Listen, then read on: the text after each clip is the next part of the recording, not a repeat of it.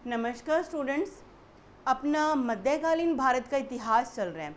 इससे पहले हमने दिल्ली सल्तनत के बारे में पढ़ा था, जिसमें सारे आपके 5 वंश, आपका गुलाम वंश, आपका खिलजी वंश, तुगलक वंश, सैयद वंश और लोदी वंश मैंने आपको डिटेल में करवा चुकी हूँ। जो अंतिम वंश था लोदी वंश, उसका अंतिम शासक कौन? इब्राहिम लोदी। इब्राहिम लोदी की हत्या बाबर के द्वारा कर दी जाती है 1526 में। अब हमारा यहाँ से स्टार्ट होता है कौन सा साम्राज्य? मुगल साम्राज्य। मुगल साम्राज्य की स्थापना भारत में बाबर ने रखी थी। बाबर के बारे में हम पूरा डिटेल में पढ़ेंगे कि ये कैसे भारत में एंट्री मारता है, कैसे युद्ध करता है और कैसे अपने वंश की यहाँ पे स्थापना कर लेता है। इसका जो टाइम पीरियड है हमें 1483, मतलब 1483 में इसका जन्म हुआ था। 1483 से लेके 1530 के बारे में यहाँ तक हमने सारा डिटेल में पढ़ना है, क्योंकि यहाँ से क्वेश्चन आते हैं, बहुत डिटेल में क्वेश्चन यहाँ से पूछे जाते हैं। आइए शुरू करते हैं मुगल साम्राज्य के बाबर के बारे में। चलिए सबसे पहले इनका कार्यकाल देख लेते हैं। मुगल साम्राज्य के जितने भी शासक हुए हैं, ये तो आपको देखो तीन, ये जो आपके हैं ना, बाबर, हुमायूं, फिर बीच में आपका शेरशाह सूरी आ जाएगा, फिर हुमायूं की दोबारा एंट्री होती है, और अकबर, जहांगीर, शाहजहां, औरंगजेब। ये तो इतना डिटेल में करना है कि यहाँ से क्वेश्चन डिटेल में आने ही आने होते, चाहे मैचिंग में डालें चाहे किसी तरह से डालें, यहाँ से भर भर के क्वेश्चन आते हैं। आज का जो हमारा टॉपिक रहेगा बाबर के बारे में। टाइम पीरियड कितना रहा, यानी युद्ध 1526 में ये यहाँ पर आ गया था। युद्ध के द्वारा इसने क्या किया? लोदी वंश का अंत कर दिया और यहाँ पे अपना वंश चालू कर दिया। 1526 से लेके 1530 तक इसका शासन पीरियड रहता है, ठीक है जी। और इसका बेटा हुमायूं, उसका जो कार्यकाल 2 बार पढ़ेंगे हम। देखिए हुमायूं का प्रथम कार्यकाल 1530 से 1540, ठीक है। और बीच में आपका सूरी वंश का जो शेरशाह सूरी आ जाता है बीच में, वो चल पड़ेगा, तो उसे भी हमने एक बार बीच में ही कवर कर लेना है। फिर हुमायूं का दूसरा शासनकाल छोटा सा 1555 से लेके 1556 तक है। फिर सीक्वेंस बन जाएगी आपकी सीधी। अकबर 1556 से 1605, जहांगीर 1605 से 1627, शाहजहां 1627 से 1658 और औरंगजेब 1658 से 1707। ये सारे आपको कौन से हैं? आपको बोले जाते हैं, मतलब इसके जो बाद पढ़ोगे ना उसको उत्तर मुगल काल बोला जाता है। जो बाकी सारे आप पढ़ोगे औरंगजेब के बाद वाला, यहाँ पर मुगल साम्राज्य इस दौरान इतने टाइम के पीरियड के अंदर बहुत तरक्की करता है, बहुत ऊंचाइयां छूता है, बहुत सारा साम्राज्य का विस्तार कर लेता है। लेकिन उसके औरंगजेब की मृत्यु के बाद 1707 के बाद उसका क्या है, पतन होना शुरू हो जाता है। वो सारा हम आगे देखेंगे। तो भाई इनका ये टाइम पीरियड सबका याद होना चाहिए। मैचिंग में कई बार ये क्वेश्चन आए हुए हैं कि किसका टाइम पीरियड क्या था। आगे बढ़ते हैं। बाद के मुगल शासक, जैसे आपका ये बहादुर शाह प्रथम हो गया। बहादुर शाह प्रथम से स्टार्ट करना है, औरंगजेब की मौत के बाद ये शासक बनेगा और बहादुर शाह सेकंड के ऊपर ये खत्म हो जाएगा 1857 में, ठीक है जी। इसको भेज दिया जाता है रंगून, ये इसकी मौत हो जाती है। तो ये सारे आप कोई ट्रिक अपनाओ, कुछ अपनाओ, मुझे नहीं पता इस चीज़ का, लेकिन आपको सारे सीक्वेंस में पता होना चाहिए और सबके टाइम पीरियड भी याद करना है भाई। बाकी मैं आपको रिवीजन कराती रहूँगी, आपको याद करवा दूंगी, ठीक है जी। तो ये आपके शासक हैं, मुगल वंश के शासक। औरंगजेब के बाद ये वाले हैं, और इससे पहले मैंने आपको बाबर से लेकर औरंगजेब तक बता ही दिया कि ये वाले हमने पढ़ने हैं। आइए शुरू करते हैं बाबर के बारे में। आज सिर्फ हम बाबर के बारे में पढ़ेंगे। मुगल साम्राज्य पृष्ठभूमि जान लेते हैं, मतलब कि बैकग्राउंड जान लेते हैं। कहते हैं जब मुगलों यानी कि बाबर ने भारत पर आक्रमण किया, उस समय भारत की राजनीतिक अवस्था पूर्व मध्यकाल के भांति ही दुर्बल और अस्थिर थी। इब्राहिम लोदी के समय दिल्ली सल्तनत क्या है, कमजोर और छोटी हो गई थी। देखिए हमारी जब जब भारत के जो शासक हैं जैसे ही कमजोर पड़ते हैं, तो क्या होता है कि बाहरी आक्रमणकारी आते हैं, भारत को लूटते हैं, भारत पे कब्जा कर लेते हैं। यही हमारी स्थिति यहाँ पे भी आपको देखने को मिल रही होती है कि जब बाबर ने भारत पे आक्रमण किया तो भारत की जो स्थिति थी वो बहुत कमजोर हो चुकी थी। बिहार लगभग क्या हो चुका है, आजाद है, ठीक है जी। पंजाब का सूबेदार जो दौलत खां लोधी था, इसने तो बल्कि बाबर को बुलाया ही था, ठीक है, बाबर को बुलाया ही था। पंजाब का सूबेदार दौलत खां लोधी एक स्वतंत्र शासक की भांति व्यवहार कर रहा था।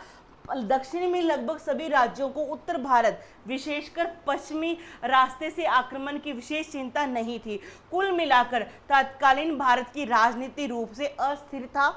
ठीक है जी, और इसी का फायदा किसने उठाया? बाबर ने उठाया।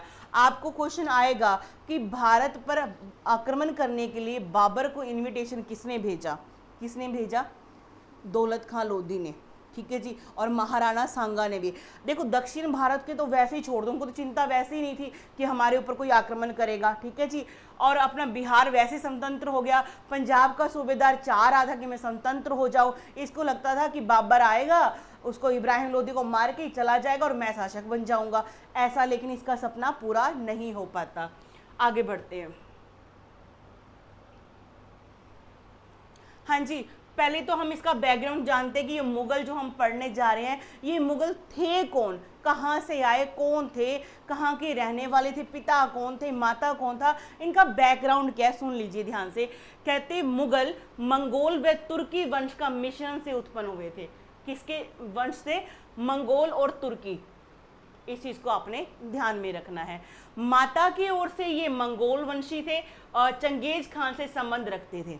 माता की ओर से यानी नानका साइड, ननिहाल साइड कौन सा? चंगेज खान का मंगोल वंश था। अब याद कैसे करोगे? म से माता, म से मंगोल, याद रख लोगे। पिता देखो, तथा पिता की ओर से ये तुर्क थे। पिता त तुर्क, त और तुर्क, इस तरह से आप याद रखना। माता की ओर से मंगोल यानी चंगेज खान की तरफ से थे और अपने पिता यानी कि तुर्की थे ये। तैमूर वंश के, तैमूर भी बड़ा अत्याचारी था, चंगेज खान भी बड़ा अत्याचारी था।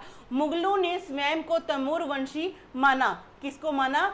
तैमूर वंशी माना। माता का नहीं मानना चाहते थे अपने आप को, क्योंकि चंगेज खान की हिस्ट्री बड़ी दर्दनाक थी। इसने बहुत लोगों को बड़ी ही बेरहमी से कत्लेआम किया हुआ है इसने, तो इनकी छवि क्या खराब हो रखी थी मंगोलों की।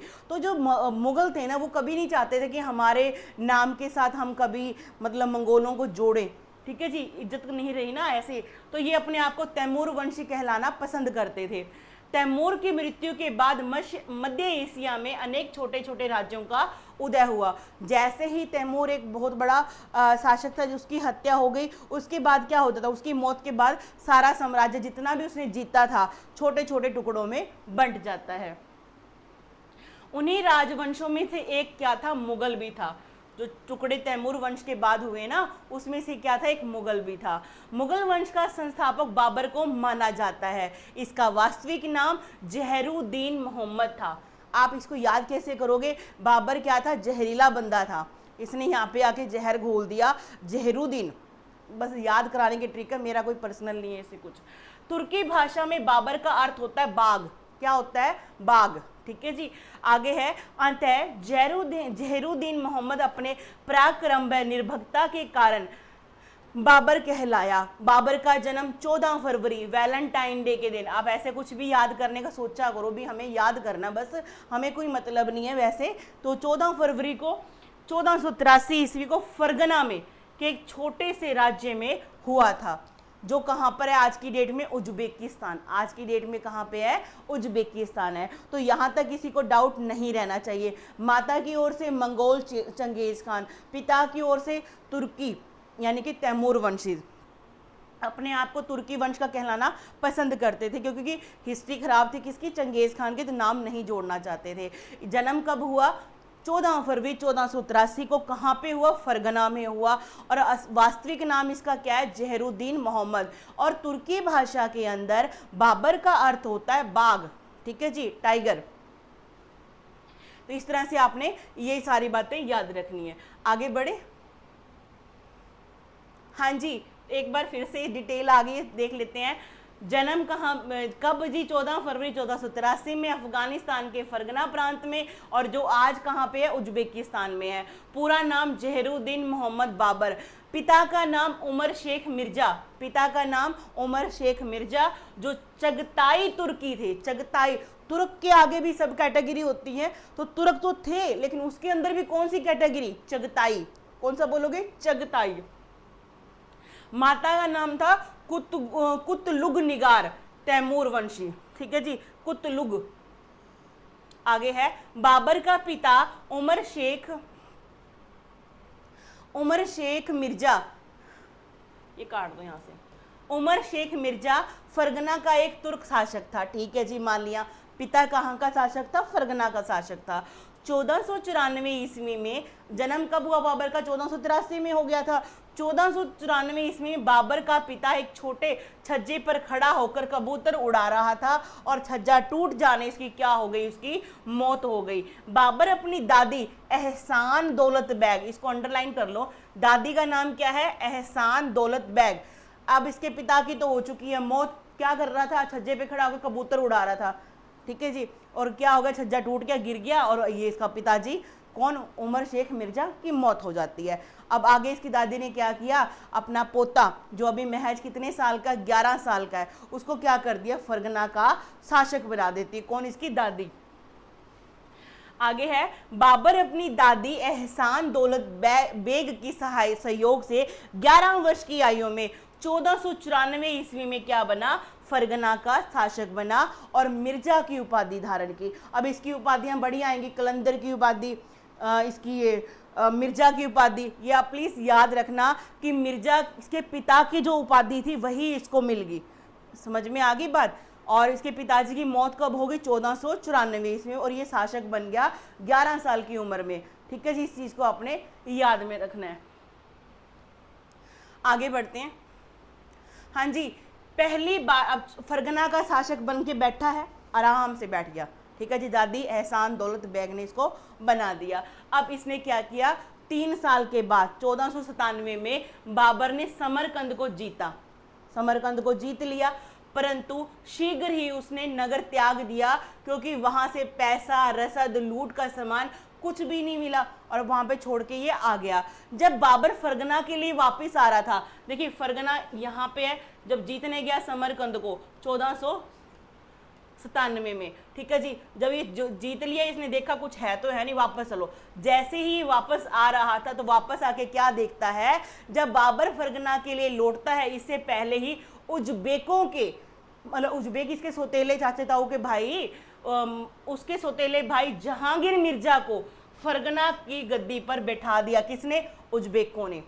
इसका सौतेला भाई था कौन? जहांगीर मिर्जा, उसको गद्दी पे बिठा दिया। अब ये टुकर टुकर निहारे, ना समरकंद रहा मेरे पास, ना रहा फरगना, अब मैं क्या करूं?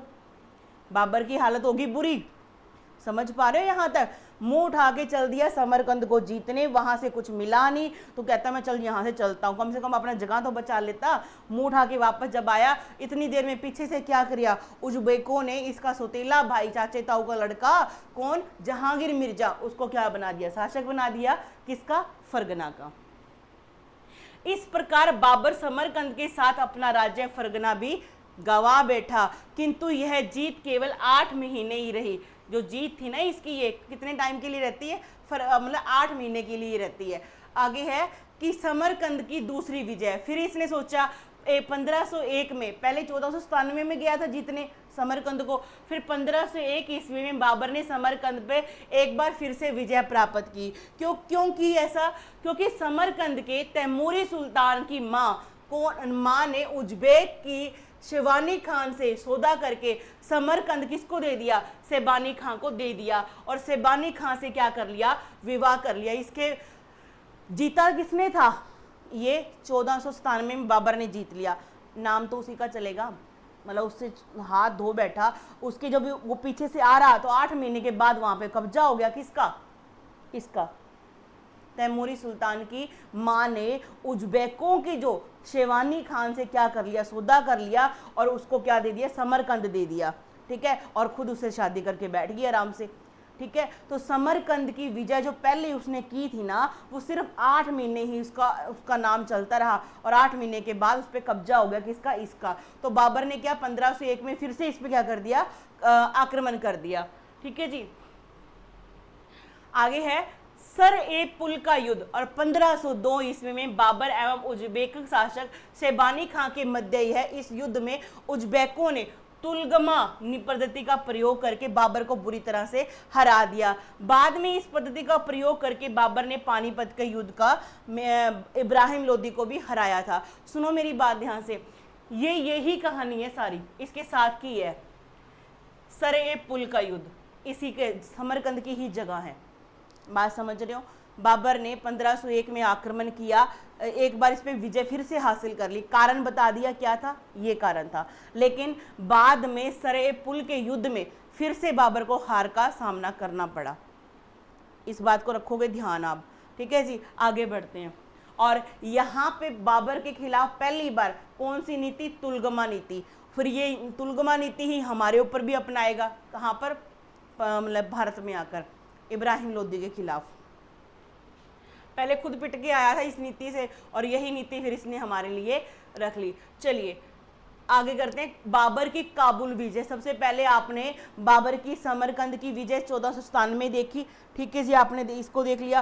फिर 1501 का फिर दोबारा समरकंद की विजय, फिर सरे पुल का युद्ध, उसमें खुद हार गया, याद रखोगे इस चीज़ को। अब यहाँ पे देखो बाबर का जो काबुल पे विजय होती है उसके बारे में कहता है, बार बार असफलताओं के बाद बाबर को लगने लगा था कि उस क्षेत्र में उसका टिका रहना क्या है, असंभव है, कि रोज रोज कौन पिटाए, कभी कोई युद्ध कर रहा है कभी कोई युद्ध, और उसको हार का सामना करना पड़ रहा था बाबर को। और बाबर वैसे ना बेघर हुआ फिर रहा था, ना उसको फरगना हाथ लग रहा था, वहाँ पे भी इसको क्या है युद्ध का सामना करना पड़ रहा था, और जगह समरकंद में भी हर जगह इसको क्या है मार पीट हो रही थी इसके खिलाफ, विद्रोह से। ये क्या था, अशांति के माहौल में जी रहा था। और सबसे बड़ा मौका इसको किसने दे दिया, दौलत खान लोदी ने दे दिया, जो हमारे यहाँ से इनविटेशन भेजता है। काबुल पे देखते हैं क्या करता है ये, कहते बार बार असफलताओं के बाद बाबर को लगने लगा कि उस क्षेत्र में उसका टिका रहना असंभव है। इस स्थिति में बाबर ने काबुल व गजनी 1504, याद रखना 1504 पर आक्रमण करके काबुल व गजनी का शासक बन गया। अभी तक हमारे यहाँ पे इधर मतलब पंजाब वाली साइड नहीं आया, काबुल और मतलब गजनी इसने जीत लिया। याद रख लोगे इस चीज को। कब, 1504 में। काबुल विजय से बाबर को दो प्रमुख लाभ हुए। पहला कि बाबर को उज्बेकों से क्या मिल गया, चैन मिल गया, सांस आ गया, मैं यहाँ पे टिक कर रह सकता हूँ। 1504 में इसने काबुल और गजनी को जीतकर वहां पे टिक के बैठ गया, इसको एक जगह मिल गई बैठने के लिए। दूसरा, काबुल में बैठकर बाबर अब हिंदुस्तान व खुरासान दोनों पर क्या रख सकता है, नजर रख सकता है कि मैं हिंदुस्तान को भी और खुरासान को भी क्या है जीत लूंगा। बाबर ने जब काबुल पर विजय प्राप्त, काबुल अभी अफगानिस्तान वाला एरिया वही तो, बाबर ने जब काबुल पर विजय प्राप्त की तो उसने काबुल के हर नागरिक को एक चांदी का सिक्का भेंट किया। उसकी इस दान प्रियता से प्रभावित होकर वहां की जनता ने उसे कलंदर की उपाधि दी। कौन सी उपाधि, कलंदर की। अभी तक हमारे पास दो उपाधियां आ चुकी हैं इसकी, कौन कौन सी, एक तो मिर्जा की उपाधि इसकी दादी ने दी थी इसको, जब इसके पिताजी की मौत हो जाती है और इसको शासक बनाया जाता है, ठीक है जी। उमर शेख मिर्जा पिताजी का नाम था, पिताजी की वाली ही इसको मिल गई। अब यहाँ पे आपको पूछेंगे कलंदर की उपाधि, कलंदर की उपाधि, कलंदर लिख लो, कलंदर लिख लो, कलंदर की उपाधि को कब मिली, जब इसने काबुल को जीता। क से काबुल, क से कलंदर की उपाधि, आपने इस चीज को ध्यान में रखना है। आगे बढ़ते। 1507 में इसने मिर्जा की उपाधि को क्या कर दिया, त्याग दिया। दादी ने तो बड़े चावों से कब 1494 में उपाधि दी इसको अपने पिता की, लेकिन इसने 1507 में इस उपाधि को क्या कर दिया, त्याग दिया कि मेरे को मिर्जा नहीं बनना। चलो छोड़ते हैं। 1507 में इसने मिर्जा की उपाधि त्याग दिया और पादशाह की उपाधि क्या कर ली, धारण कर ली। अब याद रखो तीसरी उपाधि हमारे लिए कौन सी है, पादशाह या बादशाह, पादशाह और या फिर बादशाह। तो बादशाह की उपाधि इसने कब धारण की, हमें हमारे लिए क्वेश्चन बन जाता है, कब, 1507 में। और 1504 में कौन सी, ये वाली 1504 में कौन सी, कलंदर वाली। तो आप इस चीज को याद रखोगे, ठीक है जी। 1504 में कौन सी उपाधि, कलंदर की उपाधि। 1507 में कौन सी उपाधि, पादशाह बादशाह की उपाधि। और मिर्जा की इसकी दादी ने दी थी, जब इसके पिता की मौत हो गई इसको शासक बनाया गया था, लेकिन 1507 में इसने वो उपाधि खुद ही त्याग दी। आगे बढ़ते हैं। बाबर ने जिस नए वंश की स्थापना की उसका नाम चगताई तुर्क था। क्या नाम था भाई, चगताई तुर्क था। बाबर को भारत की ओर आक्रमण करने के लिए मजबूर होना पड़ा कि उसके पड़ोस के शासक उससे हमेशा युद्ध करते रहते थे। अब इसको क्या चाहिए था, एक ऐसा जगह चाहिए थी जहाँ पे आक्रमण करके ये अपना जीवन व्यतीत अच्छे से कर सके, और वहाँ ऐसी स्थिति भारत की इसको मिल गई। जब वहाँ भारत की स्थिति क्या है, राजनीतिक दृष्टि से भौगोलिक मतलब क्या थी, कमज़ोर हो चुके थे राजा यहाँ के, तो बाबर ने क्या कर दिया, आक्रमण कर दिया। कहाँ पर, भारत पर। ठीक है जी, आगे बढ़े। हाँ जी, बाबर क्या है, आरंभ से ही महत्वाकांक्षी, लालची किस्म का था। एक बड़े साम्राज्य की स्थापना की लालसा उसे प्रारंभ से ही आक्रमण इसी लालसा का परिणाम था। जो भारत पे आक्रमण हुआ इसका, ये इसी लालसा में है, क्योंकि ये लालची था कि मैं अपने साम्राज्य का विस्तार करूं। 1503 में इसने एक बुढ़िया से तैमूर के द्वारा भारत पर किए गए आक्रमण की कहानी सुनी हुई थी। 1503 में इसने एक कहानी सुनी थी कि ऐसे ऐसे करके तैमूर ने क्या किया, आक्रमण किया था। अच्छा, एक आपके लिए क्वेश्चन है, ये बताइए तैमूर ने भारत पे कब आक्रमण किया? जब तैमूर ने भारत पे आक्रमण किया तो भारत पे किस वंश का शासन चल रहा था, और शासक कौन था उसके अंदर? ये तीनों बातें कमेंट करके बताओ, क्योंकि मैंने जब आपको दिल्ली सल्तनत पढ़ाया था उसके अंदर कौन सा वंश, तुगलक वंश, मैंने आंसर ही बता दिया, तुगलक वंश आपको पढ़ा रही थी, उसमें ये क्वेश्चन था 1398 में नासरुद्दीन मोहम्मद तुगलक, उसके टाइम पे इसने आक्रमण किया था। भारत पर आक्रमण करने के लिए इसको क्या मिल गया, प्रोत्साहन मिल गया, मोटिवेशन मिल गया। बाबर पानीपत के प्रथम युद्ध से पहले भारत पर 4 बार आक्रमण कर चुका था। आप सुन लो भाई बात, ये ध्यान से, कहते हैं कि पानीपत का युद्ध जो था इसका 5वां युद्ध था, यहाँ पे आक्रमण था, इससे पहले भी 4 ये कर चुका था। आगे है सन 1519 में, ये नोट कर लो, डेट बड़ा ही इंपॉर्टेंट है, यहाँ से कहानी की शुरुआत देखो जरा। कहते 1519 में बाबर ने अपना आक्रमण बाजोर पर किया, और बाजोर एवं भेरा या भीरा को क्या कर लिया, इसने जीत लिया। 1519 की बात है ये, ठीक है। यह भारत विजय के लिए किया गया उसका पहला आक्रमण था, 1519 वाला। कहते इसी युद्ध में बाबर ने सर्वप्रथम बारूद व तोप खाने का प्रयोग किया था। भेरा के बाजोर के किला को जीतने के लिए 1519 में बाबर ने पहली बार किसका यूज किया, बारूद व तोप खाने का। पानीपत के प्रथम युद्ध के लिए बाबर के निमंत्रण पर पंजाब का सूबेदार कौन, दौलत खान लोधी, इब्राहिम लोधी के चाचा आलम खान लोधी तथा राणा सांगा ने दिया था। भी पानीपत का युद्ध होना चाहिए, इसके लिए इन्होंने कितने लोगों ने इनविटेशन दिया? पहला नंबर पंजाब का सूबेदार कौन, दौलत खान लोधी, इब्राहिम लोधी का खुद का चाचा कौन, आलम खान लोधी, महाराणा सांगा, इन्होंने सबने क्या बोला, इसको बुलाया यहाँ पर, और इसको बल्कि डिटेल भेजी कि तू इस रास्ते से आना, इस रास्ते पे पहाड़ी इलाका, इस रास्ते से मैदानी इलाका है, इस रास्ते तेरे को आसान होगा युद्ध करना। तो ये सारी जानकारी बाबर को कौन पहुंचाते हैं, ये दुष्ट पहुंचाते हैं। ठीक है जी, तीनों। आगे देखते हैं। हाँ जी, पानीपत का युद्ध, अब हमारी कहानी आ चुकी पानीपत के युद्ध में। पहला युद्ध 21 अप्रैल 1526 को। बाजोर व भेरा पर कब्जा करने के बाद बाबर उन प्रदेशों पर अपना अधिकार जताने लगा जो तैमूर ने जीते थे।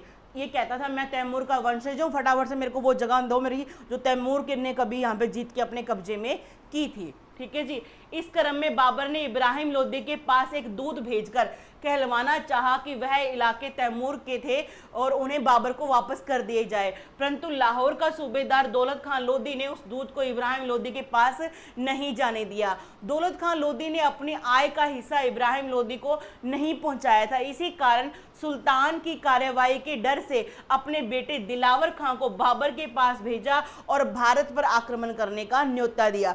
देखो, बाबर ने पहले अपना एक दूत भेजा, किसके पास? इब्राहिम लोधी, जो दिल्ली पर अभी शासक बन के बैठा हुआ था, उसके पास दूत भेजा कि भाई तू उसको जाके बोल दे कि जो तैमूर ने जितने भी प्रदेश यहाँ पे जीते चुपचाप मेरे को दे दे। और शायद वो पहुंच जाता तो लोधी उसको वापस भी कर सकता था, बिना युद्ध करे ये टल जाती बात। लेकिन बीच में कौन पड़ गया?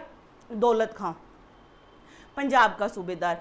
अब इसका युद्ध इसके और इब्राहिम लोदी के बीच में क्या चल रही थी, मतलब क्लेश चल रहा था किस चीज़ को लेकर, क्योंकि सूबेदार होने के नाते ये टैक्स वगैरह जितना इकट्ठा होता था दिल्ली के सुल्तान इब्राहिम लोदी को दे नहीं रहा था, और बीच में क्या चल रहा था, टकराव चल रहा था इनके बीच में। तो इसने अपने बेटे को भेजा किसके पास, बाबर के पास भेज दिया, और दूत को इब्राहिम लोदी के पास जाने ही नहीं दिया, उसको वहीं से वापस उल्टा भिगा दिया। ठीक है जी, दिलावर खां को भेजा और बोला कि आप ऐसा करो, भारत पे क्या करो, आक्रमण कर दो, क्योंकि वो तो आपको ना तैमूर वाले जो जगह है वो वापस करने को तैयार नहीं है। किसने बोला, दिलावर खां ने जाके बोला। दिलावर खां कौन है, अब दौलत खां का बेटा। आगे है, इब्राहिम लोदी से पराजित होकर बहलोल लोदी का बेटा आलम खां लोदी भी बाबर के पास काबुल पहुंच गया। ठीक उसी समय राणा सांगा एक दूत भी बाबर के पास पहुंचा और बाबर को दिल्ली पर आक्रमण करने के लिए न्योता दिया। अब बहलोल लोदी का बेटा कौन, भी आलम खां लोदी। ठीक है जी, आगे देखते हैं। और कहा जिस समय बाबर दिल्ली पर आक्रमण करेगा उस समय राणा सांगा आगरा पर आक्रमण करेगा। डिसीजन क्या हो गया कि जैसे ही बाबर क्या करेगा, दिल्ली पे आक्रमण करेगा, उसी समय पे आगरा पे आक्रमण कौन कर देगा, राणा सांगा कर देगा। उपरोक्त घटनाओं के बाद बाबर को आभास हो गया, क्या हो गया भी, ये तो खुद ही क्या है, आपस में बनती नहीं है इनकी, भारत को जीतना ज़्यादा मुश्किल नहीं होगा, और महत्वाकांक्षा के साथ बाबर ने पानीपत का युद्ध लड़ने के लिए तैयार हो चुका था। सारी कहानी फिट होगी दिमाग में। किन किन लोगों ने बुलाया था, किन किन लोगों ने, राणा सांगा, दौलत खां पंजाब का सूबेदार, और अपना आलम खां जो क्या है, इब्राहिम लोदी का चाचा था। ठीक है जी, इब्राहिम लोदी का क्या था, ये चाचा था। ठीक है, इस चीज को आपने ध्यान में रखना है। आगे बढ़े,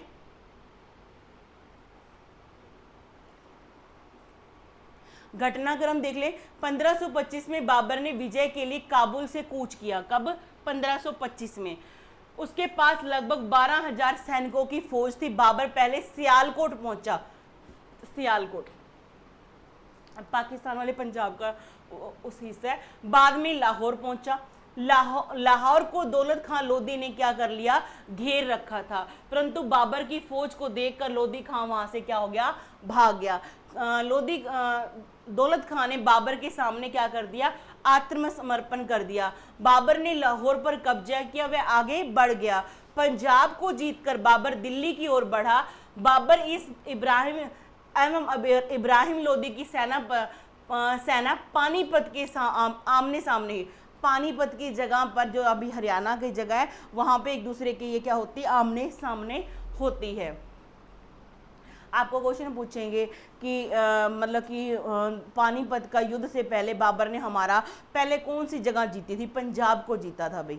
ठीक है जी, पंजाब को इसने पहले जीता था, फिर पानीपत में एंट्री मारी थी। बाबर के अनुसार इब्राहिम लोदी की सेना में 1 लाख लोग व 1000 हाथी थे, परंतु अफगान स्रोतों के अनुसार बाबर की सेना लोदी की सेना से बहुत ज्यादा कम थी। बाबर ने इस युद्ध में तुलगमा पद्धति का प्रयोग किया, प्रयोग करके इब्राहिम लोदी की सेना को घेर लिया। रूमी पद्धति, तोपों को सजाने की पद्धति से तोपों को सजाया तथा तोपची उस्ताद अली व मुस्तफ़ा की सहायता से भरपूर गोलाबारी की। आपसे पूछेंगे बाबर के 2 तोपचियों का नाम बताओ, तो उस्ताद अली और मुस्तफ़ा, उस्ताद अली और मुस्तफ़ा। जो आपकी तुलगमा नीति है उसमें क्या है, आपको ऐसे सेना आपको इस तरह से घेर लेगी, यानी कि ये दुश्मन की सेना यहाँ पर खड़ी है ऐसे करके, आपको ये सेना जो दुश्मन तुलगमा नीति है ये इस तरह से आपको घेर लेगी।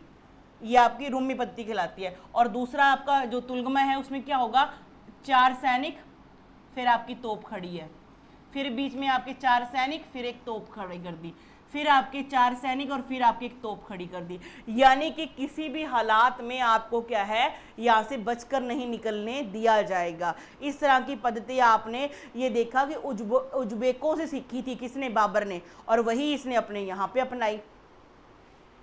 खुद भी आगे देखो जरा, कहते पानीपत के युद्ध स्थल पर इब्राहिम लोदी व ग्वालियर का शासक विक्रमाजीत क्या है, मारा गया।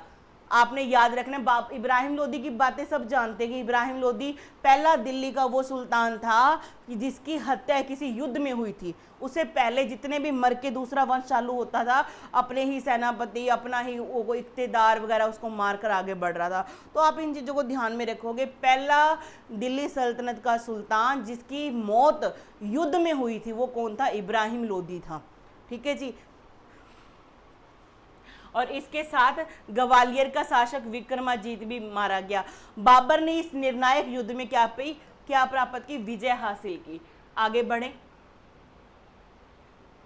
हाँ जी, पानीपत का युद्ध राजनीतिक दृष्टि से इतना निर्णायक नहीं था जितना सैनिक दृष्टि से था, परंतु राजनीतिक रूप में भी पानीपत के इस युद्ध ने अहम भूमिका निभाई थी तथा उत्तर भारत में नई शक्ति का उदय आपको यहाँ पर देखने को मिलता है कि दिल्ली सल्तनत सारा समाप्त और एक नया वंश आपको मुगल साम्राज्य यहाँ पे देखने को मिलता है। पानीपत के प्रथम युद्ध 1526 में 21 अप्रैल आपका जो है 1526 में बाबर ने उज्बेकों की युद्ध पद्धति तुलगमा यानी अर्धचंद्राकार ये वाली नीति तथा तोपों को सजाने की उस्मानी पद्धति। अच्छा, तोपों को जो सजाया इसने, तोप फिर सैनिक खड़े हैं, फिर तोप फिर सैनिक खड़े हैं, इसे बोलते हैं आपकी कौन सी नीति? आपकी है ये तुलगमानी, यह उस्मानी या रुम्मी विधि। और आपके जो सैनिक खड़े हैं, सैनिकों को दुश्मन सेना ये है आपकी, ये दुश्मन सेना आ गई, आप भी ऐसे आगे सामने से और आके आपने घेरा बना लिया ऐसे अर्धचंद्राकार, यानी कि आपको घेरे में लाके ले भाई कर दिया काम तमाम। ये अर्धचंद्राकार बोलते हैं इसको। बात समझ में आ गई? दो पद्धति कौन कौन सी? रुम्मी पद्धति और तुलगमा पद्धति। तुलगमा पद्धति को अर्धचंद्राकार पद्धति भी बोला जाता है और रुम्मी पद्धति को उस्मानी पद्धति भी बोला। रुम्मी पद्धति यानी तोपों वाली बात जो मैंने आपको समझाई। और जो दूसरी है उसमें आपने दुश्मन को घेरना कैसे? तुलगमा में ऐसे घेरना है कि आप आओ सामने से, आप भी सामने से आए। इसकी सेना आते ही क्या करेगी? आपको ऐसे घेरे में ले लेगी। ठीक है जी, ऐसे ये बोलो। आपने वो देखा ना बाहुबली पिक्चर में कि सेना कौन सी किस साइड से किस एंगल से आके आपको दुश्मन को घेरेगी। तो आपने उस चीज़ को ध्यान में रखना कि ये दो पद्धतियाँ बाबर के टाइम पे हमारे यहाँ पे इंट्रोड्यूस हुई थी। बाबर ने पहली बार तोप खाने का और बारूद का जो यूज़ है 1519 में बाजोर पे यानी कि भेरा का किला जीतने में यूज़ किया था। आपने इस चीज़ को याद रखना है। इस नीति का सफलता का मुख्य स्रोत क्या था? तोपा था। इसके दो तोपची थे भाई, कौन सा था? उस्ताद और अली और मुस्तफ़ा। दो इसके तोपची थे, उस्ताद अली और मुस्तफ़ा। पानीपत का युद्ध परिणाम की दृष्टि से महत्वपूर्ण नहीं था, फलस्वरूप इस युद्ध में भारत के भाग्य नहीं बल्कि लोदियों के भाग्य का निर्णय था। हमारे भाग्य का निर्णय नहीं था। ठीक है जी, कि हम मतलब कि अभी तो बहुत सारे युद्ध इसको करने पड़ेंगे तभी अपना पैर जमा पाएगा। हाँ, लेकिन लोदियों को ख़त्म कर दिया इसने, लोदियों की किस्मत का फैसला कर दिया। लेकिन अभी इसको बहुत सारे युद्ध लड़ने पड़ेंगे यहाँ पे अपने पैर जमाने के लिए। आगे देखते हैं। हाँ जी, युद्ध के परिणाम क्या निकले? सुनो ध्यान से। लोदियों का सूर्य सदा के लिए अस्त हो गया तथा सल्तनत की सत्ता अब मुगलों के हाथ में आ गई। लोदी सुल्तान द्वारा संचित किया गया कोष अब बाबर के पास आ गया, जिससे बाबर की वित्तीय कठिनाइयां दूर हो गई। बेचारा मारा फिर रहा था, ना फरगना मिला ना समरकंद मिला, उजड़ा हुआ खुद फिर घूम रहा था। इसको मौका मिल गया, बढ़िया इसकी किस्मत चमक गई। यहाँ पर बाबर का पसंदीदा शहर कौन सा था? काबुल था। ठीक है जी। इसकी मौत के बाद भी इसकी जो कहते हैं ना वो कब्र वगैरह जो बनाई जाती है, पहले तो यहाँ पे आराम बाग में दफना दिया था इसकी मौत के बाद 1530 में, लेकिन अकबर को बाद में पता लगा कि मेरे दादाजी लिख कर गए हैं कि मेरे को कहाँ पे दफनाना, काबुल में। फिर इसको निकाला वापस उस खोद के उसको आराम बाग से उठा के जो भी इसकी हड्डियाँ बची खुची जो भी निकला उठा के ले गए कहाँ पर? काबुल में, और वहां पे जाके दफना दिया। कहते पानीपत के प्रथम युद्ध की विजय के बाद बाबर ने काबुल के प्रत्येक निवासी को एक चांदी का सिक्का दिया और कलंदर की उपाधि धारण की थी। ये तो बता ही चुकी हूं मैं आपको। ठीक है जी। आगे है अतिरिक्त इसके बाद और कोई कुछ बातें जो है जानने वाली वो सुनिए ध्यान से। कहते बाबर ने तुलगमा पद्धति को कहाँ से सीखा, उज्बेकों से सीखा। बाबर ने 1526 में फैसला लिया कि उसके सभी अनुगामी बाबर को क्या बोलेंगे, पादशाह। अनुगामी क्या होता है, मेरे बाद जितने भी लोग आएंगे, जो मेरे बाद शासक बनेंगे या मेरे जितने भी लोग होंगे मेरे बाद वाले, मेरे को क्या बोलेंगे, अब शासक बोलेंगे, पादशाह बोलेंगे। ठीक है जी। इसकी उपाधियां कौन कौन सी, मिर्जा, पादशाह, कलंदर। मिर्जा की उपाधि पिता के रूप में 1494 में मिली थी, दादी ने दी थी, एहसान दौलत बैग ने, लेकिन 1507 में इसने त्याग दिया। कलंदर की उपाधि इसने धारण कर ली थी। ठीक है जी, इस चीज़ को याद रखना आपने। आगे बढ़ते हैं। काबुल की विजय के समय इसने कलंदर की उपाधि धारण की थी वहां पर, और यहाँ भारत में आकर भी इसने पानीपत के युद्ध के बाद ये कहता है अपनाता है इसको। इब्राहिम लोदी पर आक्रमण किया। आक्रमण बाबर का 5वां आक्रमण था। ये जो लोदी वंश पे इसने आक्रमण किया ना पानीपत वाला, ये 5वां था इससे। रूमी पद्धति, उस्मानी पद्धति, 2 गाड़ियों के बीच तोप सजाना बता चुके हैं। बाबर ने, हुमायूं ने बाबर को कोहिनूर हीरा दिया था। ठीक है जी। हुमायूं ने यह हीरा ग्वालियर के राजा विक्रमाजीत से प्राप्त किया था। अभी मैंने बताया ना कि 1526 का जो पानीपत का युद्ध हुआ था उसमें इब्राहिम लोदी तो मारा ही गया, और ग्वालियर का शासक विक्रमाजीत भी क्या है, मारा जाता है। और विक्रमाजीत की मौत से वहां पे उसको हुमायूं उसके साथ था भाई, हाँ हुमायूं इसके साथ था। हुमायूं ने क्या प्राप्त किया था, हीरा प्राप्त किया था, जो उसने अपने बाबूजी यानी कि बाबर को पकड़ा दिया। पानीपत के युद्ध के प्रत्यक्षदर्शी कौन थे, गुरु नानक देव जी थे।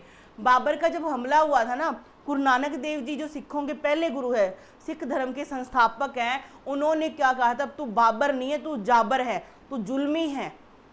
ठीक है जी, तू बाबर नहीं है तू जाबर है, यानी कि तू जुल्मी है बहुत ज्यादा। इसके बाद इसने खानवा का युद्ध लड़ा। कब, 16 मार्च 1527। सीक्वेंस देखो, 1526 में भी इसने युद्ध लड़ा, 1527 में भी, 1528 में भी लड़ेगा, 29 में भी लड़ेगा, और 30 में इसका काम तमाम हो जाएगा। बाबर ने राणा सांगा पर समझौता भंग करने का आरोप लगाया और कहा कि समझौते के अनुसार मैंने दिल्ली पर आक्रमण किया, परंतु राणा सांगा ने आगरा पर आक्रमण नहीं किया। दूसरी ओर राणा सांगा ने पहले सोचा था कि बाबर भारत में स्थायी रूप से राज नहीं करेगा, परंतु पानीपत की जीत के बाद बाबर के अस्थायी साम्राज्य निर्माण को देखकर राणा सांगा के पेट में दर्द होने लग जाएगा। वो सोचेगा अरे ये क्या हो गया, ये तो जा ही नहीं रहा, ये तो यहाँ पे जम के ही बैठ गया, अब हम क्या करें। यह साम्राज्य निर्माण को देखकर राणा सांगा ने एक महागठजोड़ बनाकर बाबर को भारत से बाहर कर पुनः लोधी वंशासन स्थापना करने की योजना बनाई थी।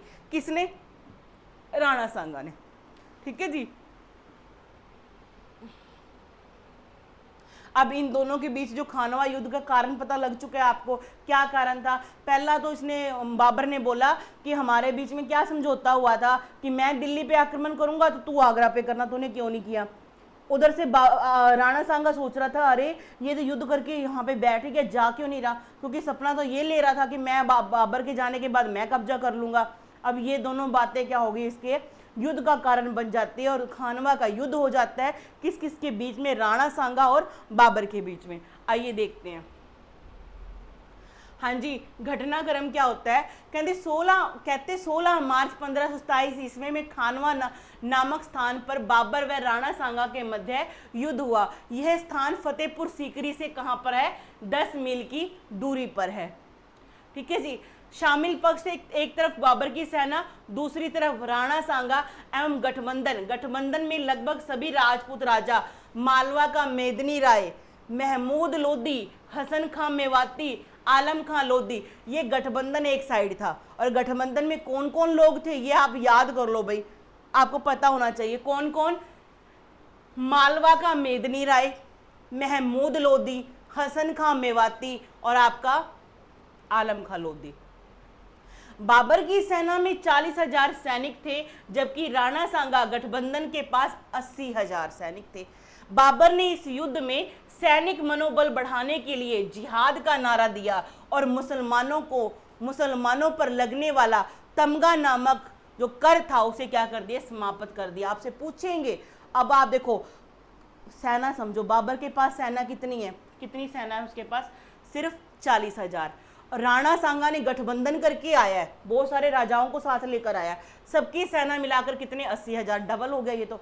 बाबर अब बेचारा क्या करे, उसको सेना को तो क्या इसने मनोबल बढ़ाना, नारा दिया जिहाद का नारा, मुसलमान सबसे ऊपर है और आपने धर्म का युद्ध लड़ना है। जिहाद का नारा मतलब धर्म के लिए युद्ध लड़ना है, अपने धर्म को बचाना है। ये बाकी सारे क्या थे, मतलब हिंदू कह के इसको उन्होंने जनता को क्या किया, मनोबल बढ़ाया, सेना का मनोबल। और इसने क्या किया, ये चीज को साबित करने के लिए, देखो कि मैं मुसलमान धर्म को बचाना चाहता हूँ, इसने मुसलमानों पर तमगा नामक एक कर था उसको क्या कर दिया, समाप्त कर दिया। आपसे पूछेंगे किस युद्ध में बाबर ने जिहाद का नारा लगाया, तो आप बोलना खानवा के युद्ध में, ठीक है। किस युद्ध में बाबर ने जो मुसलमानों पर तमगा कर था वो बंद कर दिया, खानवा के युद्ध में। आपने इस चीज को याद रखना है। खानवा कहाँ पर है, फतेहपुर सीकरी से, यानी यूपी वाला फतेहपुर सीकरी से 10 किलोमीटर की 10 मील की दूरी पे ये जगह पड़ती है, दोनों में युद्ध हो जाता है। बाबर ने युद्ध में मारे गए राजपूतों के सिरों को एक मीनार खड़ी की और उसको और गाजी की उपाधि धारण की। सुन रहे हो बात, अब उपाधियां भी उपाधियां चल रही है। गाजी की उपाधि, पहले हमने कौन सी, मिर्जा, फिर कौन सी पढ़ी हमने, कलंदर, फिर पादशाह 1507 में, फिर हमारे यहाँ पर आके पहले युद्ध में इसने भी कौन सी उपाधि, कलंदर की उपाधि, ठीक है जी। और फिर यहाँ पर आके इसने कौन सी उपाधि धारण कर ली, गाजी, ठीक है। आपसे पूछेंगे गाजी की उपाधि बाबर ने किस युद्ध में धारण की, तो आपने बताना किस युद्ध को जीतने की खुशी में, खानवा का युद्ध, ठीक है जी, खानवा का युद्ध है। और खानवा मतलब जो गाजी है, इस वर्ड का मीनिंग क्या है, काफिरों को मारने वाला, काफिरों को मारने वाला। बाबर ने क्या किया, जितने भी राजपूत मारे गए थे इस युद्ध में, उन सबकी क्या कर दी, मीनार खड़ी करवा दी ऐसे, और दिखाया देखो मैंने क्या किया है, धर्म को बचा लिया। तो 3-4 बातें इस युद्ध के बारे में कि जिहाद का नारा किस युद्ध में, खानवा के युद्ध में, गाजी की उपाधि इसमें, तो तमगा कर बंद कर दिया, कौन से युद्ध में, खानवा के युद्ध में। तो 3-4 बातें आपने याद रखनी है। और इसके विपक्ष में कौन सा गठबंधन था, गठबंधन में आपका राजपूत राजा मालवा का मेदिनी राय, महमूद लोदी, हसन खां मेवाती और आलम खां लोदी, ये सारे क्या है, शामिल थे, इसके साथ थे, ठीक है जी। आगे बढ़ते हैं। फिर जी चंदेरी का युद्ध, उस युद्ध में तो ये जीत गया। चंदेरी का युद्ध 29 जनवरी 1528, चंदेरी नामक राज्य मालवा और बुंदेलखंड की सीमा पर स्थित था, जो व्यापार और राजनीतिक दृष्टि से बहुत ही क्या था, महत्वपूर्ण था। चंदेरी का युद्ध बाबर व मालवा के शासक मेदिनी राय, जो पहले उस गठबंधन में था, राणा सांगा के साथ था, के बीच हुआ। इस युद्ध में बाबर विजय रहा और मेदिनी राय मारा गया। मेदिनी राय एक बेटी बाबर ने अपने बेटे कामरान को और दूसरी लड़की हुमायूं को भेंट के रूप में दे दी। मेदिनी राय की 2 लड़कियां थी, एक उसने कामरान को, बाबर के बेटा था ना कामरान, हिंदाल, अस्करी और ये हुमायूं, और इसकी एक बेटी थी गुलबदन बेगम। 5 बच्चे थे बाबर के, कौन कौन, हुमायूं, हाँ, हिंदाल, अस्करी और गुलबदन बेगम, ठीक है जी। इसने क्या किया, एक दे दी किसको, हुमायूं को, और एक दे दी किसको, कामरान को। इस युद्ध में बाबर ने जिहाद का नारा दिया, ठीक है जी। चंदेरी व खानवा के युद्ध में बाबर ने राजपूतों की खोपड़ियों के बुर्ज एवं मीनार के बनाने का आदेश दिया, मतलब कि इनकी खोपड़ियां जो राजपूतों की इकट्ठी करो, डालो और उसके ऊपर क्या बनाओ, मीनार बना दो, यानी जीत का प्रतीक।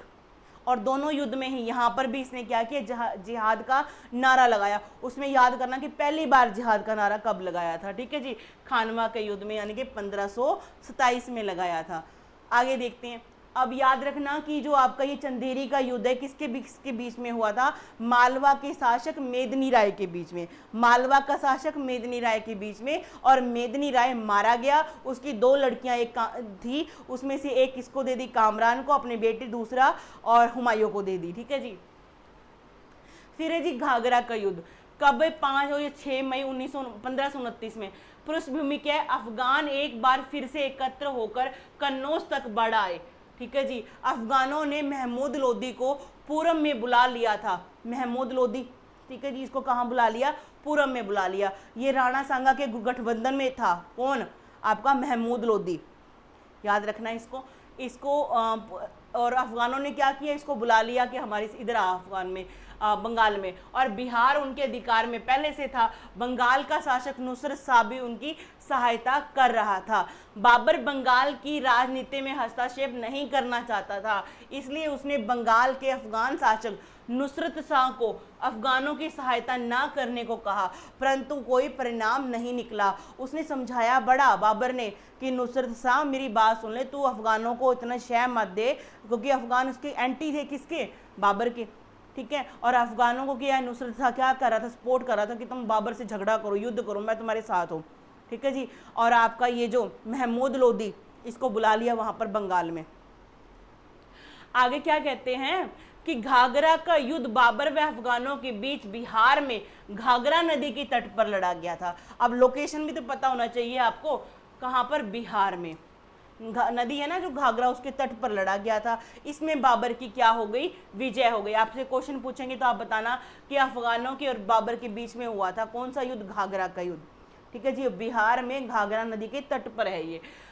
यह बाबर द्वारा लड़ा गया अंतिम युद्ध था। इस युद्ध के बाद बाबर भारत पर स्थायी रूप से अधिकार हो चुका था। बाबर के साम्राज्य की सीमा सिंधु नदी से लेकर बिहार व हिमालय से ग्वालियर तक क्या है, फैल चुका था। इतना इसका बड़ा साम्राज्य था।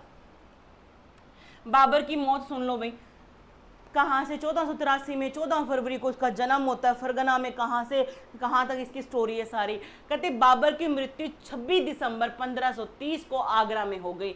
बाबर को आगरा के आराम बाग में दफना दिया गया, किंतु बाद में काबुल में दफनाया गया। मैंने बताया था ना कि अकबर का जो दरबारी था, जो लिखता पढ़ता था, उसने पढ़ के बताया बाबरनामा से कि भाई ऐसे तुम्हारे दादाजी तो लिख कर गए थे कि जब मैं मर जाऊं तो मेरे को काबुल में दफनाना, क्योंकि काबुल इसको बड़ा ही प्यारा था। अब अकबर ने क्या किया, रातों रात उसको कब्र को खुदवाया आराम बाग से और इसको निकाला, इसकी हड्डियां, कपड़े कपड़े जो भी बचा कुछ सामान निकला उसको काबुल में दफना दिया। कहते बाबर ने तुझके बाबरी एक अपनी आत्मकथा लिखी थी, तुझके बाबरी, जिसको बाबरनामा भी कहते हैं, नामक आत्मकथा तुर्की भाषा में लिखी। देखिए भाई, तुझके बाबरी की भाषा कौन सी, तुर्की थी, ठीक है जी। बाबर ने काबुल में शाहरुख एवं कंधार में बाबरी नामक सिक्के चलाए थे। इसके 2 सिक्के थे, काबुल में कौन से, शाहरुख। बाबर ने सुल्तान की परंपरा को तोड़ा और खुद को बादशाह घोषित कर दिया, ठीक है जी। सुल्तान तो मतलब कि एक स्टेप हो गया ना, सेकंड वाला, और बादशाह उससे ऊपर होता है, परमात्मा जैसे हम उसको मानते हैं। ये कहता कोई सुल्तान नहीं हूं, मैं तो बादशाह खुद ही हूँ, खुद ही भगवान हूँ अपना।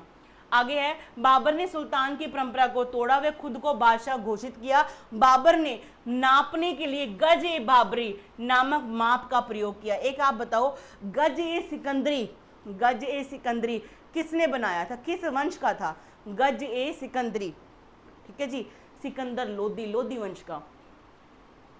बाबर ने मुबाइन नामक पद शैली का विकास किया था। इसकी जो पद शैली थी ना, जो इसने मतलब जो आर्किटेक्ट वगैरह बनाया, उसमें मुबाइन पद्धति इसने यूज की थी। कौन सी, मुबाइन पद्धति, ठीक है जी। आगे बढ़ते हैं। आगे है 26 दिसंबर 1530 को बाबर की मृत्यु हो गई। उसे आगरा के आराम बाग में दफनाया गया। अकबर के समय इसके कब्र को आगरा से काबुल क्या किया, ट्रांसफर कर दिया गया, क्योंकि बाबर की यह इच्छा थी कि उसे काबुल में दफनाया जाए। बाबर 4 बाग शैली में आगरा में आराम बाग नामक बगीचा बनवाया था। 4 बाग, एक ये ऐसे करके पूरा बाग होता था, इसको 4 इसमें पार्टीशन में डिवाइड कर दिया। ये रास्ता था, ये रास्ता जाने का, ऐसे आने का, ये वाला, और यहाँ पे बाग है। ये पिक्चर भी दिखाऊंगी मैं अभी। इसमें नदी तथा नहरों द्वारा पानी दिए जाने की व्यवस्था थी। यहाँ से पानी जा रहा है, यहाँ से पानी जा रहा है, और साइडों में क्या है, बाग है। बाबर ने मुबाइन नामक एक पद शैली का विकास किया। बाबर को 4 बाग शैली का क्या बोलते हैं, जनक बोलते हैं। बाबर ने अयोध्या में जो हमारी बाबरी मस्जिद वाला केस चला था ना, ये बाबरी मस्जिद का निर्माण बाबर ने कराया था। इस मस्जिद का वास्तुकार मीर बाकी था, भाई ये नोट कर लेना, मीर बाकी था। बाबर ने बाबरी मस्जिद बनवाई थी, अयोध्या वाला जो केस आप सुनते हो न्यूज में, और इसमें जो इसका डिजाइनर था वो मीर बाकी था। बाबर ने अपनी आत्मकथा तुझके बाबरी तुर्की भाषा में ये कहता है कि उसने जिस वक्त भारत पे आक्रमण किया, उस वक्त भारत में कितने, 5 मुस्लिम राज्य थे और 2 हिंदू राज्य थे।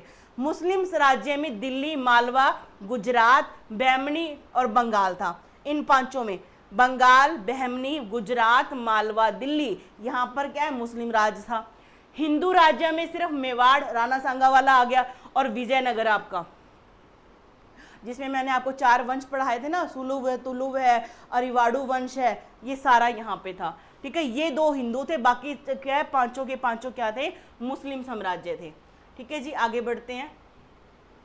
विजयनगर शासक कृष्णदेव राय बाबर के समकालीन था। मैंने आपको सुलुव वंश, तुलुव वंश जो संगम कालीन में आप पढ़ते हो ना, संगम वंश आपका विजयनगर अंपायर में संगम वंश, तुलुव वंश, सुलुव वंश, अरिवाड़ू वंश, और तुलुव वंश का कौन, कृष्णदेव राय।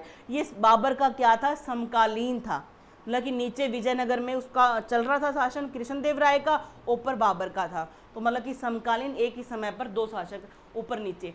आगे है तुझके बाबरी, बाबर की आत्मकथा है जो तुर्की भाषा में है। अब्दुल रहीम खाना खाने ने अकबर के कहने पर इसका फारसी में अनुवाद किया। सुनो, अब इसका नाम बनेगा बाबरनामा। फारसी भाषा में अनुवाद किसने किया, अब्दुल रहीम खाना ने, किसके कहने पर, अकबर के कहने पर। इसका फारसी अनुवाद ही बाबरनामा कहलाता है। भाई मेरी बात सुन लो, आपको पूछेंगे बाबर के आत्मकथा का नाम बताओ, तो बाबरनामा नहीं बोलना। क्यों नहीं बोलना, क्योंकि उसका तो तुझके बाबरी था, तुझके बाबरी था, उसका ट्रांसलेशन कौन सी भाषा में, फारसी भाषा में किया गया। किसने किया, अब्दुल रहीम खाना, जो अकबर के दरबार 9 रत्नों में हुआ करता था। तो अब इसको बोलेंगे बाबरनामा। बाबर के कितने बच्चे थे भी, 4 बेटे 1 बेटी। कितने, 4 बेटा 1 बेटी, जिसमें बाबर का सबसे बड़ा पुत्र कौन था, हुमायूं था। बाबर अपने जीवन काल में ही हुमायूं को अपना उत्तराधिकारी बनाकर गया था। मुगल चित्रकारी पर मुगल कालीन फारसी शैली का अधिकता थी। मुगल कालीन चित्रकला बाबर के समय प्रारंभ की गई थी। बाबर के दरबार में behzad नामक चित्रकार था। ये बड़ा इंपॉर्टेंट क्वेश्चन है भाई, इसके दरबार में एक चित्रकार था जिसका नाम क्या था, behzad था। ब से बाबर, बै से behzad, याद कर लो, ब से बाबर, बह से behzad, जिसे क्या बोलते हैं, पूर्व का राफेल भी बोला जाता है। राफेल यूरोप में एक बहुत बड़ा चित्रकार हुआ है। उसी तरह से कहा जाता है कि बाबर के दरबार में जो behzad था वो भारत में क्या है, पूर्व का राफेल है। मतलब आप सिंबॉलिक वर्ड समझो, जैसे मान लो भारत का शेक्सपियर हम बोलते हैं, कालिदास को बोलते हैं, भारत का मैकियावली हम चाणक्य को बोलते हैं। इस तरह से ना सिंबॉलिक है। भारत का नेपोलियन हम समुद्रगुप्त को बोलते हैं। इसी तरह से बाबर के दरबार में एक चित्रकार था जिसका नाम क्या था, behzad था। उसे क्या बोला जाता, पूर्व का राफेल। राफेल एक बहुत बड़ा चित्रकार हुआ है जो आप पुनर्जागरण में पढ़ते हो। आगे पढ़ते हैं। हाँ जी, बाबर की जो पुस्तक है तुझके बाबरी आएगा, यहाँ पे बुजुक लिख दिया, तुझके बाबरी तुर्की भाषा में। बाबरनामा अब्दुल रहीम खाने ने इसका क्या कर दिया, ट्रांसलेशन कौन सी भाषा में, फारसी भाषा में। तो प्लीज आप इस चीज को ध्यान से समझना, फारसी भाषा में। आगे बढ़ते हैं। हाँ जी, ये वो आपकी 4 बाग शैली है। 4 बाग शैली का जनक किसको बोलते हैं, बाबर को बोलते हैं। इस चीज़ को आपने ध्यान में रखना। आप पिक्चर देख सकते हो, ये ऐसे बनाया हुआ है, एक पोर्शन वहाँ पे, एक उस साइड, एक इस साइड, और यहाँ पे बीच में पानी के लिए क्या है, यहाँ पे जगह छोड़ी गई है। ये पानी मतलब कि इसको पहुँचाता है बाग को। ठीक है जी, बहुत अच्छा बनाया हुआ है। ये आपकी बाबरी मस्जिद है, अयोध्या वाली जो है, इसको तोड़ के अब राम मंदिर बनाया जा रहा है। तो आप इस चीज़ को ध्यान में रखोगे।